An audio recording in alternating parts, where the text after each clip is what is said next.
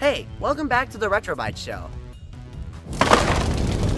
Aw man, not again. Anyways, all I got now is this piece and these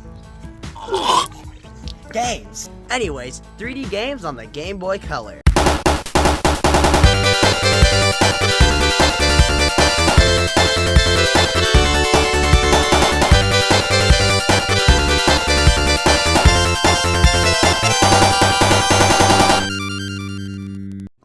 One of the earliest attempts at 3D gaming on the Game Boy was FaceBall 2000. FaceBall 2000 is a wacky first-person shooter that was released on the Game Boy in 1991. The gameplay is like if Wolfenstein 3D was really bad and didn't have Nazis. Instead it had huge flying head things. Dude, you know what would be horrible? If flying floating heads existed. Hello there. The game used a technique called raycasting, which allowed for the creation of 3D environments on the Game Boy.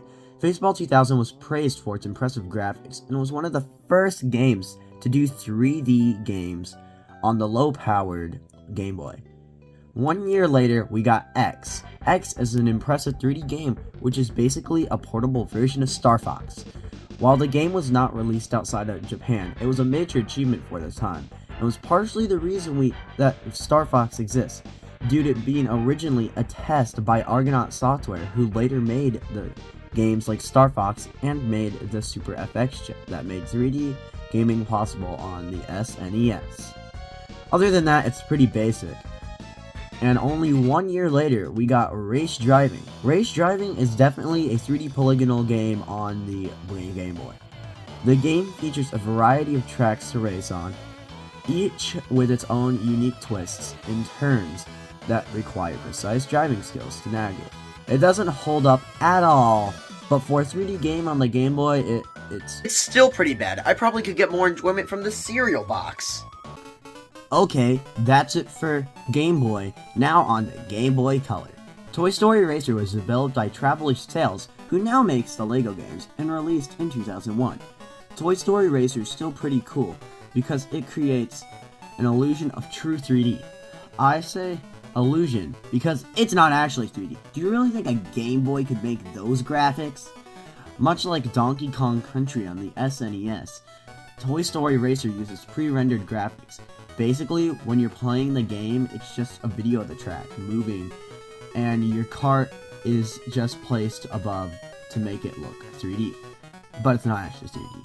Gameplay-wise, it's pretty bad. All the characters, other than Bo Peep, who's mediocre at best, are bad. But I still recommend this game due to its cool factor alone.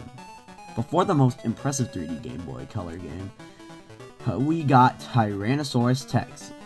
Developed by Eidos Interactive and released in 2018, Tyrannosaurus Tex is a first-person shooter that was set in the Wild West. The game's much like FaceBall 2000 and made use of raycasting, but this time it's not the worst thing I've ever seen in my life. While the game was not without its flaws, it was an impressive achievement for the hardware, and is a good FBS game on the Game Boy Color.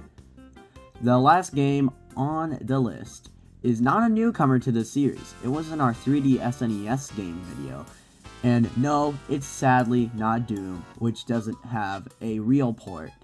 Other than this demo, which does not have full control.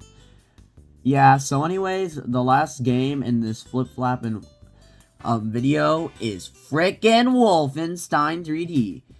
This fan-made port of the classic PC game is truly magnificent.